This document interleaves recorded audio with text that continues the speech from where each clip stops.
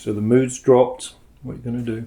Actually, one of them tried to attack me and it was not a fun time. But JD Vance described England under Labour as the first Muslim country with nukes. Jokes. We all love them. But what happens when they don't work?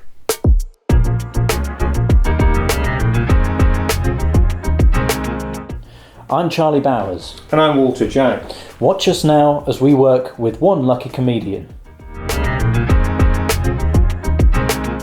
Transforming subpar material Into comedy gold.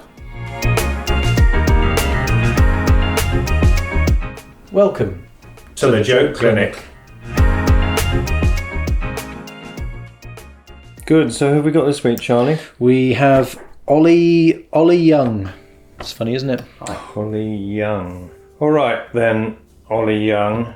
Not sustainable, is it? True. Yeah? Yeah. No, not incredibly. So, put yourself in my shoes for a minute. Imagine that I'm 66 now. Imagine I'd gone for that stage name. I could have picked that. I'm Ollie Young. Now I'd be going up on the stage saying, "Hi, I'm Ollie Young." People are going to be thinking, no, I'm going to get a heckle, aren't I? Yep.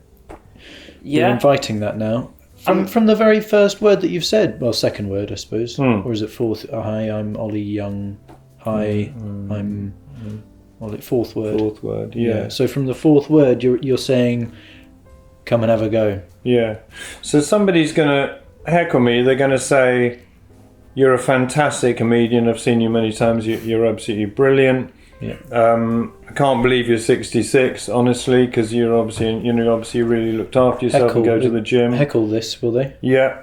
Okay. And that's gonna hurt, isn't it? Yes. Is it? Yeah. What are you wearing here? What's on your shirt? Oh, this is the Jesters. So it's a comedy club in Bath that my close friend Sam Hawkins runs. A comedy club in Bath. Yeah. Okay, that seems like an odd idea, a comedy club in Bath, but fair enough. Give it a go, I suppose. In the Bath. Comedy club in the Bath. Every bath I take is a comedy club. Yeah, you've often said that, haven't you? Washing away, telling my jokes to my rubber ducks. Oh. An attentive audience. Did they ever heckle you? No, they don't. They're quite quiet, actually. JD Vance is scarier than Trump. I don't know if you heard, but JD Vance described England under Labour as the first Muslim country with nukes, which is a mental thing to say. I remember when I read it, I was shocked. I mean, I was so shocked, I almost dropped my Quran.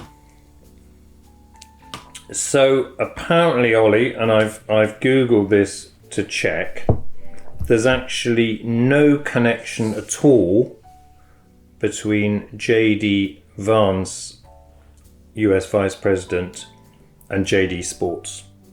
Okay? Okay. So that's fine. It's not a problem, but I think you need to clarify that. So if I said JD Vance, not the people who sell trainers. Or make it about the people who sell trainers. Pick a lane, yeah? Because if you say JD Vance, people are going to be thinking, JD, is that JD Sports? But if you say JD Sports, I'm doing a joke about JD Sports now, signpost that, there's no confusion, is there? So are you saying I should say JD Sports described England under Labour as the first Muslim country with nukes? Yes. Yeah, I think that'd be a lot of fun, and that will really get people thinking, because they'll be going, "Whew, there's a lot to get my head around here." Yep. They'll be thinking, when did JD Sports move into the political arena? Thank you for watching this episode of the Joke Clinic. Don't forget to like, subscribe and comment. JD Sports, the trainer provider, described England under Labour as the first Muslim country with nukes, which is a mental thing to say, but not as mental as their discounts. This might actually be a good moment to mention the Joke Clinic comedy course, because while you can't do a degree in comedy, you can do the Joke Clinic MA or MSc, is it? MSG, I think. MSG. Yeah, we got 50% off on this as well. If you use the code, so make sure you type in the code there to get your 50% off. So we've taken off history of satire, laughology, and applied punchline. So that's 3 of the 6 seminar items removed there. So there's the 50% off right there. So we've taken away those classes, and the price. What's the promotion? Is the price exactly 50% less content? So that's the same price though. Exactly the same price. The price has not gone up. Okay, well, price has not gone up. That's consistent. That's good. Do they need to use a code to get that? They do, as I've mentioned. Yeah, importantly, type in the code. Okay, and how long is that lasting for, that promotion? That is ends 31st of January. So hurry. It's February now. Offer ends end Jan.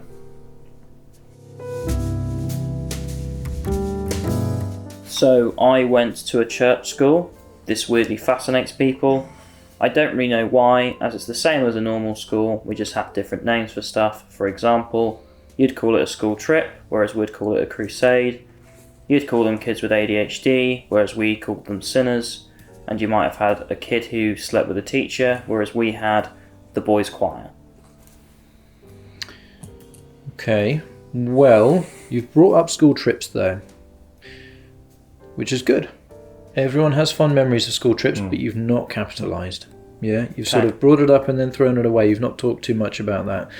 I think you need to stick on the school trips. I had a school trip in primary school where we went to South Wales, went to an island where there was a lot of puffins. As soon as you said school trips, I was thinking about the puffins, and I was thinking, oh, that's nice. Maybe he'll do a joke about puffins now. Nostalgia. You've triggered nostalgia in Charlie there. Yeah. That's a good thing. Yeah, but you didn't do a joke about puffins because you never asked. Yeah? You didn't move into the audience with this one, and you've opened up the avenue and then said, oh, I'm not gonna go down there. So do you think he should be pointing to somebody and saying, did you go on a school trip to South Wales and visit an island with puffins on it? No, he doesn't have to say that specifically. He just say, what was your school trip? What's your school trip memory? Open it up. Open it up. Yeah, okay. It might be the puffins thing, but probably not. Did you have a school trip memory?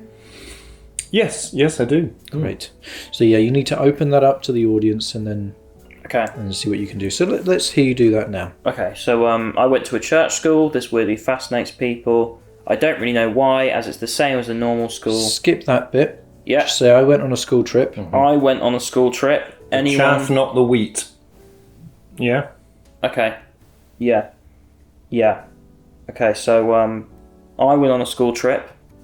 Anyone else here been on a school trip? Yes, I went on a school trip where there were lots of puffins. Thinking on your feet. Mm-hmm. Yeah, so awesome. So did you do you like puffins? Are you a fan of puffins? No, actually one of them tried to attack me and it was not a fun time. Okay, so so the mood's dropped. What are you going to do? So what? Now, what I'd be doing here is maybe penguin puffin, penguin biscuits. Yes, and do a little bit of a joke about penguin biscuits because I think they often have jokes on the wrappers, don't they? This is experience. Yeah, this is where the experience is coming in. Walter's made that connection. He probably made it straight away when I said puffins, but he didn't say anything because he wanted you to get there by yourself, which you didn't. But now that we are there, you could probably bring up the penguins thing and then maybe read out a joke from a penguin bar. Yeah? Do they still do those? Penguin bars? Yeah. Yeah? Do they still have jokes on them? Yes. Yeah. Good. So there you are. You've got the knowledge. You had it. Mm-hmm. You had it there yourself. You didn't need me. You thought you did, but you didn't, and you did, of course, in a way. Walter's made that connection. He probably made it straight away when I said puffins, but he didn't say anything because he wanted you to get there by yourself, which you didn't. That's okay. Oh God! I'm so sorry, man. This is horrible.